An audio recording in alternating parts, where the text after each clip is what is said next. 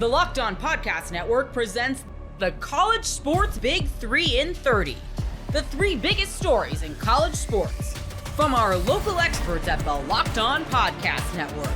We bring you the real story, why it matters, what's next, who wins the big game, and more, all in 30 minutes. The College Sports Big 3 in 30 starts now with the biggest story in college sports. It's official. Five-star defensive end Rodney Dunham just announced that he is committing to Notre Dame. You are Locked On Irish, your daily podcast on the Notre Dame Fighting Irish. This is a massive win for Marcus Freeman and the Fighting Irish, Al Washington, and literally everyone who was involved in the recruitment of Rodney Dunham.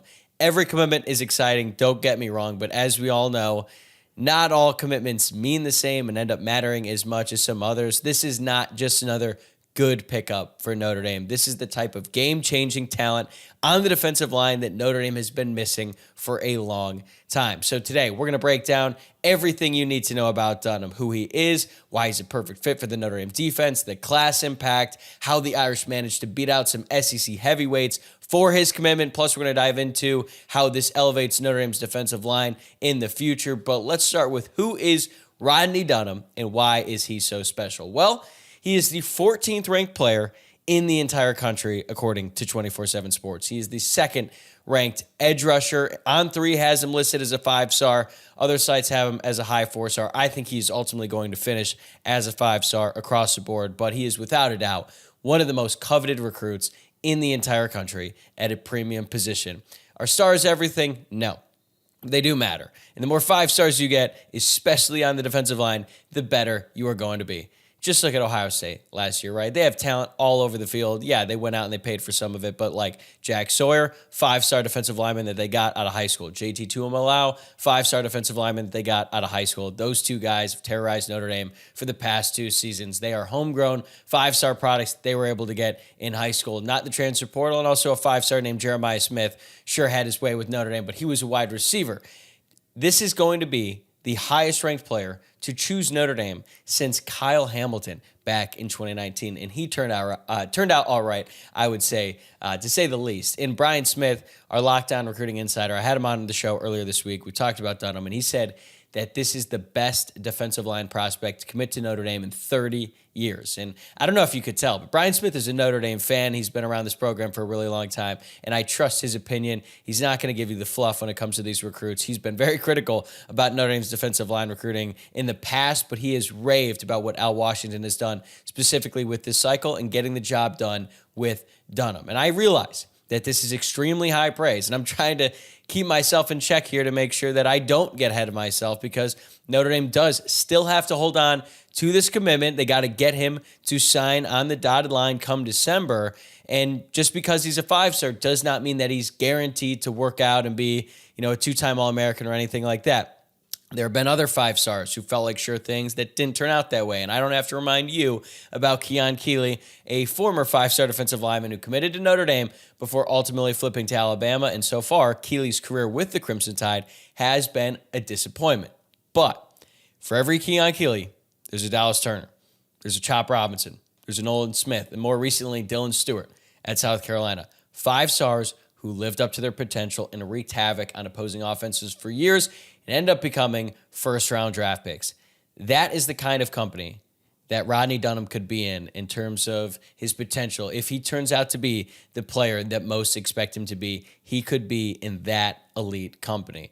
What makes him so special? Well, let's start off with the size. He's got the exact size you want for an edge rusher. He's all of 6'4". He's got great length. He's listed as 227 pounds, but he has a ton of room to grow. He is actually one of the youngest players in his class age-wise, so I think he's going to grow maybe an inch or two, and he's going to certainly fill out a lot more once he gets into a college weight program. But I actually have a picture of him standing next to Marcus Freeman and Al Washington. I'm using it as the thumbnail for this YouTube episode that he posted on his social media accounts. So Marcus Freeman is 6'1", and he's towering over him, and Al Washington is 6'3", and he's got him by at least an inch, maybe an inch and a half. And like I said, I still think there's room for him to grow. So with that size, he also has elite explosiveness, bend, pursuit, and motor. He's extremely fast getting off the ball. So the offensive line is already disadvantaged because by the time the ball is snapped, it seems like Dunham is already right in their face.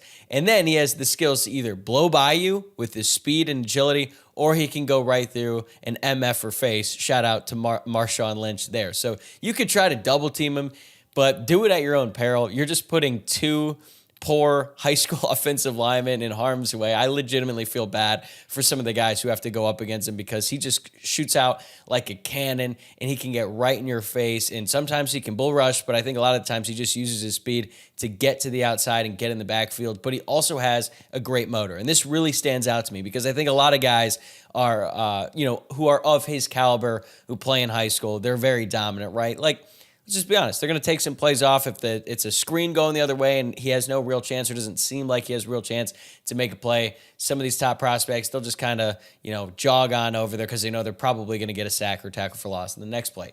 That's not how Dunham operates. He is a menace. He's going to try to chase every ball carrier down all across the field, and he can get there, right? Like, he is just that talented, and he just has a desire to dominate on every single play. And I think that is the thing that separates a lot of these guys, especially the top prospects, who it's like, all right, great, you're dominant in high school, but what are you like in college when everyone's really good, right? It's the guys who have that really high motor, that tenacious desire and pursuit to dominate every single time they step on the football field. And I see that in Rodney Dunham. And he's not just a pass rusher either. He can stop the run. He knows how to set the edge, which is a skill that's very important at the next level. Not as much in high school. You don't have to be as disciplined setting the edge in every single play because a lot of times these guys are just head and shoulders above everyone else, but he can do that too. And he has racked it up on the stat sheet. During his sophomore and junior seasons in high school, he combined for 94 tackles, 26 tackles for loss, 12 sacks, and 36 quarterback hurries. Got these stats courtesy of Tim Priester of Irish Illustrated. Shout out to him. He's not even played his senior year yet, and he's putting up those kinds of numbers playing in Charlotte where there's some good, high-quality competition. We're going to talk more about the Charlotte connection here in a little bit, but I think when he gets to Notre Dame, he's probably best suited to play strong side end, which is perfect because he pairs well with Ebenezer Iwatade, who just committed earlier this week, or I believe it was last weekend. Iwatade is a true Viper, so now you have Dunham at strong side end, Iwatade at Viper. Just in this class alone, the future is really bright. I think that Dunham is going to be a little bit more college ready than Iwatade, which is fine. I think both these guys are going to factor into the rotation early on in their career. I don't expect Dunham to start as a true freshman or anything like that because he's probably going to be behind Bryce Young, who I think has superstar potential. We're going to start to see some of that this year. If Bryce Young ends up being as good as I think he can be, he's probably going to be gone after the 2026 season. He's going to be a 3-and-done player because he could be a first-round pick in the NFL. But Dunham has a few things he needs to work on, which all these kids do, right? Unless it's Jeremiah Smith. I don't think he had to work on anything when he got to college.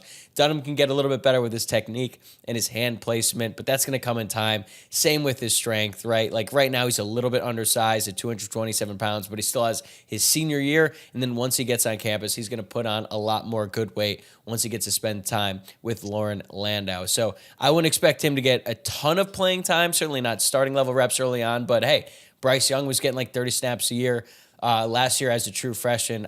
We'll see what happens, right? We'll see how the rest of the defensive line rotation shakes out. But I was trying to think of a good comparison for Rodney Dunham.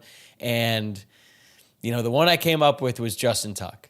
And that seems crazy, but I think when you look at his build, they're the same height. Obviously, Tuck was bigger later on in his career than Dunham is right now, considering he's still in high school. But he's not a Viper like Isaiah Foskey. He's not as big as Stephon Tuitt. But in terms of his size and his style of play, he reminds me of Justin Tuck, Notre Dame's former career sacks leader before Isaiah Foskey broke that record, and one of the best defensive linemen to ever play for Notre Dame. So I realize this is extremely high praise. Maybe I'm getting a little bit ahead of myself, but I'm just so excited about what Dunham could bring to Notre Dame once he finally gets to suit up in the blue and gold. But look, Notre Dame has been in the mix for guys like Dunham before, but they always seem to come up short. Ever check your bank account and wonder, where did all my money go? Between dining out, online shopping, and entertainment, it's easy to lose track. That's where Monarch Money comes in your personal CFO, giving you full visibility and control over your finances. Monarch Money isn't just a budgeting app, it's a complete financial command center. You can track all of your accounts, investments, and spending in one place, so you stop just managing your money and start building wealth. Instead of juggling multiple apps, you can use Monarch to check your finances, track spending, and even plan long-term goals. Managing money with your partner is smoother than ever. You can track shared and personal accounts, set goals, and stay on the same page without the stress. Take control of your finances with Monarch Money. Use code LOCKEDONNFL at monarchmoney.com for 50% off your first year. That's monarchmoney.com, code LOCKEDONNFL for half off your first year.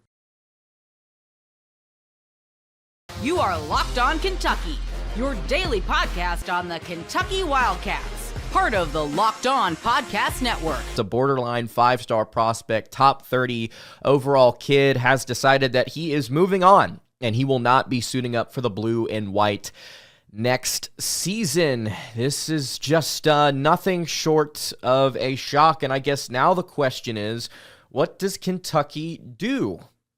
What do they do now? Because looking at the roster, you go through the entirety of the backcourt, Kentucky does not have another true one on their roster outside of Lowe, outside of the Pittsburgh transfer that Kentucky just picked up last week. I'm not really sure where Kentucky goes in the transfer portal right now, to be honest with you. I mean, there are several ways that you could resolve this in your head right now, tonight, but none of them I think are satisfactory. I think that you could talk about sliding different players up to run point. I think you could put an emphasis on, well, point guard doesn't really initiate a ton of stuff in Mark Pope's offense, so how important is it? And then you could also talk about, well, maybe Colin Chandler plays some point like he did towards the end of the season earlier this year. None of those answers are completely satisfactory, at least to me, because my personal perspective on this with Lewis, and you guys, I think I talked about it last episode, about how I thought Lewis was the most underrated player in Kentucky's upcoming class, period, including transfers, and I thought that he was going to be a dog. I thought he was going to be somebody that came in day one and played very, very well. I was really, really high on his ability to create, his ability to make shots, his ability to distribute. I thought he was going to be a great point guard, not just this season, but for the future of Kentucky basketball. If I'm not mistaken, he had an extremely blue blood Final Four, including Kentucky, I believe Duke, UConn, were also in there. I can't remember the fourth team. It might have been Kansas. I may be misremembering this. But he is gone. Top 30 prospect according to the 24/7 Sport in North Carolina, excuse me. Top 20 prospect, 30 prospect according to the 24/7 Sports composite ratings. Yeah, it's just stunned. I don't really have anything else to say other than stunned. He was the guy that I was the most high on. He was the guy that I was the most excited about. And now you have to go get someone else. Unless you just think Travis Perry is going to take some significant year 2 leap. And I would not be willing to put money on that. You have to go get somebody that is worth their salt overall. I'm not looking for one specific. I'm not looking for an elite shooter. I think we could cover that with Wilkerson. I'm not looking for an insane distributor. I think that Jalen Lowe is that. You have to just go get the best well-rounded player that you can find in the portal. I think I saw this tweet right before I went on. Some kid in the transfer portal is about to get a phone call that's going to change his life. I think that might have been Wildcat's tongue that said that. And they're right. It's things move quickly like this. We've seen it. We saw it last week with Kentucky being very quiet in the portal, and then all of a sudden, bam, bam, bam, Diabate, you get Jalen Lowe, you get Quaintance, you get all these guys here so quickly. And this one definitely came soon, and it sort of blindsided all of us. I'm still in shock. You're left right now with your two best options at point being Jalen Lowe and Travis Perry. You got to go get Wilkerson. I think that's the first thing you have to do. Go get Wilkerson. Maybe you can slide somebody up at this point. This is, and Eddie just mentioned this in the live chat here. This is the point of the offseason where some of you turn around and go, hey, didn't we just have a really good point guard that left that was super experienced, Kirk Carissa? It's at this point that you would have been like, I would have taken him as a backup. We don't need him, Charlie. It's a good point. We don't need Kirk Carissa because you've got Lowe, you've got Perry, you've got Chandler. Oweh can run some point shoot. But somebody like Carissa, who has that shot making ability, who has that passing ability, who is just an energetic character, I think it would have been fun. Grant Robinson says Wilkerson and or Lee, and we are better off. Don't need those freshmen that want a starting role handed to them. How many teams that made the Sweet 16 had a starting freshman point guard? That's actually an interesting question, something I don't know off the top of my head. A lot of negativity as well in the live chat, which, look, I'm not sitting here telling you I know what happened. Far from it. Actually, it is beyond me why on earth you would decide to decommit from Kentucky in such a good position for the future. I'm not sure. I don't know if he was afraid to compete. I don't know if he was offered more money elsewhere.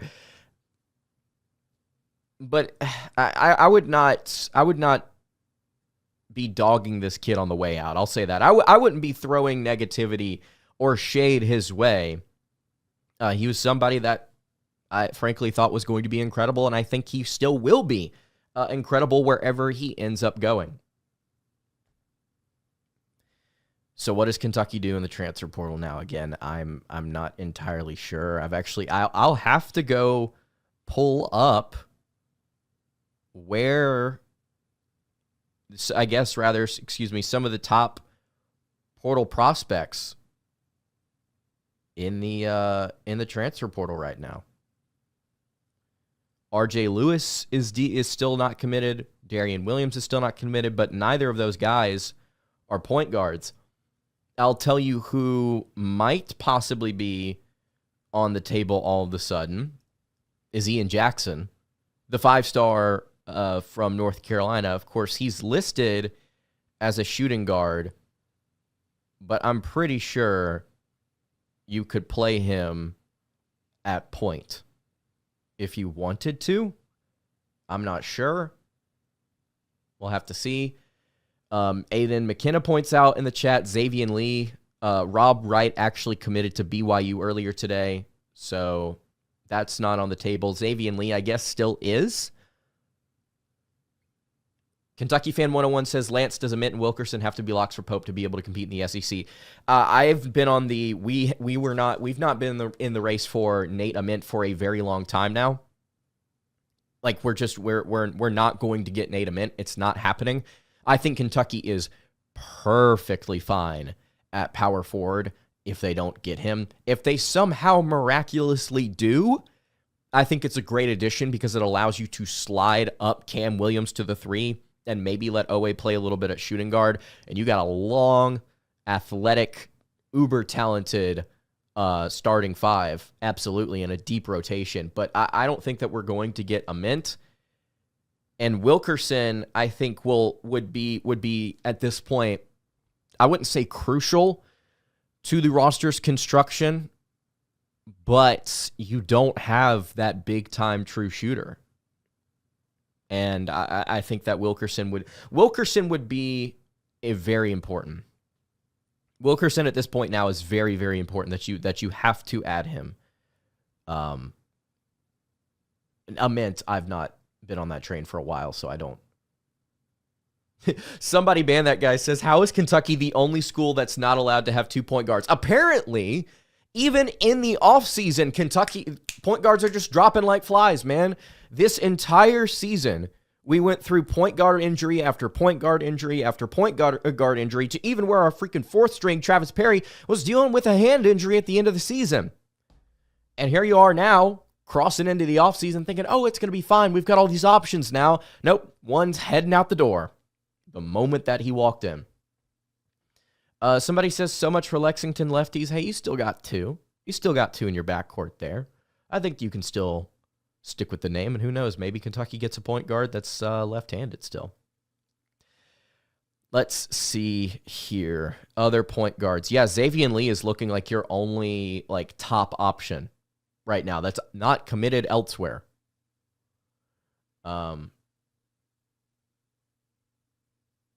As somebody in the chat points out, Austin Keith, you're looking at star players. Lee is also getting major looks from other blue bloods to start, so I don't see that. So I guess the question is, who is that backup point guard? Who is that guy that's comfortable coming off the bench that's in the portal right now? I'm not entirely sure who that might be at this point. Do you believe Travis Perry's a good fit for our roster at the point guard position? Maybe 2 years from now. Maybe a year from now. I don't have a ton of faith in him year 1 to year 2 making a significant jump. He would just have to be an on-fire scorer, not even just a shooter. He'd have to be able to create a little bit, man, because defensively he is just not making any sort of progress, I don't think, from this offseason to the next. If you're looking at other players in the portal that are point guards, which as Austin pointed out, you're probably not going to get a top guy. Malachi Smith from Dayton, he's not committed yet. Barrington Hargris out of UC Riverside, he is another option as well. Kind of stunned. The NBA playoffs are almost here, and FanDuel is giving new customers an incredible way to get in on the action right now. When you join FanDuel and place your first $5 bet, you'll get $250 in bonus bets if that bet wins. I love how FanDuel makes betting easy, whether it's picking my favorite teams or diving into player props from three-pointers to steals to assists. There's so many ways to bet. Plus, after the game tips off, you can even combine live prop bets into a same-game parlay for a chance for an even bigger win. Don't miss out. Head to FanDuel.com and claim your $250 in bonus bets today. The BYU Cougars got their guy in Robert Wright. They upset the Baylor Bears in the process. You are Locked On Cougars, your daily podcast on the BYU Cougars. Part of the Locked On Podcast Network, your team every day. Big news. Robert Wright III is a BYU Cougar. That right there, congratulations are in order to the BYU basketball program. They got one of the top prospects in the transfer portal. He reportedly is signed, sealed, and delivered. Now, that hasn't been officially announced by BYU. I would expect that it comes at any point. I'm recording this podcast late Thursday night, so interest of full disclosure, it may be out by the time some of you watch and or listen to this podcast. But the bigger point is, BYU's getting a top-tier talent out of the transfer portal, a bona fide 5-star prospect both out of the high school ranks and in the transfer portal rankings, according to 24/7 Sports. And oh, by the way, all he did as a freshman this past season was match essentially what Jaeger Demon did in terms of output. He was an all Big 12 freshman honoree, and Robert Wright III is going to be, I feel like, a perfect fit for BYU, even more so than Jaeger Demon. And allow me to explain before y'all jump down my throat, even though I fully expect you to jump down my throat for making such a statement. The point I'm trying to make here is I believe that Jaeger Demon is going to be a better NBA player than he ever was in his lone year at BYU. He is a guy that when you have ability to move freely, and in the NBA, you cannot put your hands on guys like you can in the collegiate basketball game. The NBA is a free-flowing game, and if you so much as like seemingly breathe on guys when they're trying to drive in the NBA, you get called for fouls. In college basketball, you can all but like assault a guy, and sometimes it won't call it. Jaeger Demon at 6'9" has got a whole lot of surface area for defenders to contact him in, and they contacted him in a myriad of different ways this past year, and it affected his overall play. Yes, he finished with a flourish. I thought he really learned how to adapt and play at a high level, obviously late in the season in the Big 12 and the NCAA tournaments. But my point is that I believe Jaeger Demon is going to be a better pro basketball player than he ever was as a college basketball player. Whereas a guy like Robert Wright III, who when I watch his highlight reel, I like to use the term, he's a pit bull out there. And what that is you heard the phrase all the time. It's not the size of the dog in the fight. It's the size of the fight in the dog. Robert Wright III is listed at 6'1". I don't know if he stands 5'11" or 6 foot. I don't care what it is. He is absolutely unafraid on the basketball court. He gets downhill. He contorts his body in the air. He finds incredibly awkward and just crazy angles to shoot the ball from, but it's effective. You can tell this kid loves to ball, and even though he is relatively diminutive, again, as compared to a guy like Jaeger Demon, and probably the vast majority of the guys he plays alongside out there, he is fearless. He goes to the hole with reckless abandon, and he finishes at a very, very high rate.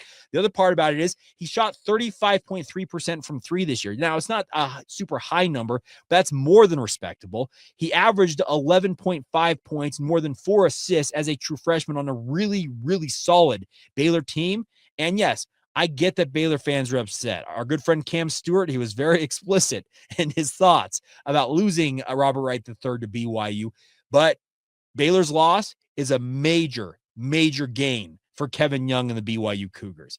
I think what Robert Wright III offers is a drive and kick mentality. Either he's getting to the rim and scoring, or he's going to find guys to kick it out to. And that's going to create opportunities for BYU to continue to rain threes from the corner, from the top of the key.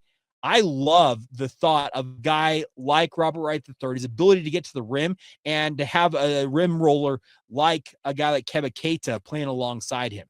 And that doesn't even preclude what he could do as the guy playing off of Richie Saunders, and more importantly, an AJ DiBonsa. The lineup BYU has right now that I project as their starting lineup right now, I'd have Keba Keita at the center, obviously. The 4 spot, you can insert anybody at this point. Maybe it's Dominic Diomande. Maybe it's Mihailo Boskovic, who announced he's officially running it back with BYU, if that matters to you.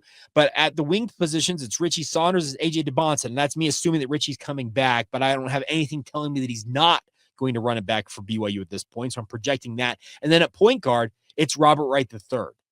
I think that is a very, very potent lineup, and the ability to mix and match and interchange and play different styles with all those players on the court, I think it's going to make BYU in many respects even more dangerous than they were this past year. And once again, the point I'm trying to get across here is that Robert Wright III looks like a tailor-made fit for BYU, and BYU targeted him very heavily in the transfer portal.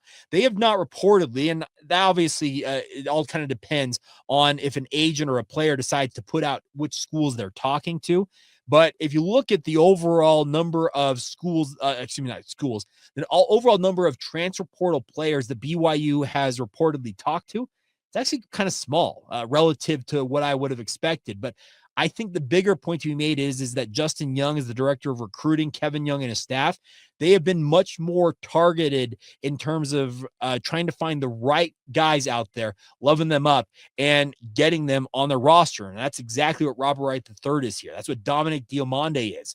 Could a guy like a Tyron Stokes, if he decides to ultimately reclassify into the 2025 class, I'd expect BYU to make a strong move in that direction. I think Makai Mason, who we've also talked about from Washington as a dead-eye shooter, would be a fantastic fit. So the bigger point is BYU's been very strategic about which players they've gone after. And when they've gone after these guys, so far, apparently, they have won these recruiting battles, and none bigger than Robert Wright III. I think his ability to attack the rim, to draw the defense in, kick it out, or find a way to finish at the rim, that's exactly what BYU wants. And it's not a like-for-like replacement with Jaeger Demon, because you can't just replace a 6'9" point guard, because it's Robert Wright III's listed at 6'1", but they both play a different style of basketball. But the downhill nature, the pit bull nature of Robert Wright III, I think is a really, really nice fit. And I'm not the only one saying it. Evan Miyakawa, who does a lot of advanced analytics out there, evanmia.com, if you want to check it out. He does a really, really good job breaking down how different guys fit in things. He calls it a home run pickup for BYU. He projects it as an A+, offensively A+, defensively A-. It's not a bad spot to be if you're BYU, because he projects him as one of the best players, an impact guy coming out of the transfer portal. And that's what you want in the transfer portal. You want impact players, obviously. But the projection is this is just a perfect melding of a top player out in the portal and a top program needing a key replacement, especially at the ball handling point guard position. I think this is a nice pickup, and get excited. That lineup, I'm salivating at the prospect of it, and they aren't even done in terms of putting it all together. How many other weapons could Kevin Young and company add as the portal hunt continues?